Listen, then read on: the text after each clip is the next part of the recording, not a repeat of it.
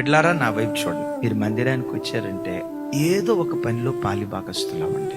Of course మీరు ఇంజనీర్లు అయి ఉండొచ్చు, డాక్టర్లు అయి ఉండొచ్చు. ఇంకో మాట చెప్పంటారా, అలా చక్కగా చదువుకొని మంచి స్థితిలో ఉన్న మీరు మందిరంలో పరిచర్య చేస్తే మిమ్మల్ని చూసి అనేక మంది ఇన్స్పైర్ అవుతారు. ఈ అన్న సాఫ్ట్వేర్ ఇంజనీర్ అట, 3 లక్షల జీతం అట, చూడు చూడు చూడు మందిరంలో చీపురి కట్టబెట్టుకుని ఊడుస్తున్నాడు.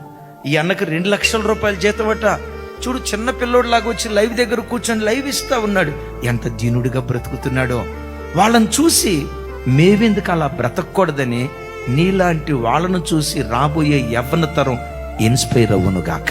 సంగమా, మందసాన్ని ఒక్కడు మోయుడు, రథాన్ని ఒక్క గుర్రం లాగదు, ఎద్దుల బండిని ఒక ఎద్దు లాగదు. 2 ఎద్దులు కలిసి 10 గుర్రాలు కలిసి మందసాన్ని కొంతమంది యాజకులు కలిసి ఎలా మోసుకుంటూ వెళ్తారో, సంఘాన్ని ఒక సేవకుడు మోయటం కాదు, ఒక సేవకురాలు మోయటం కాదు, మనమందరం సంఘ భారాన్ని మోసేవారిగా ఉండాలి.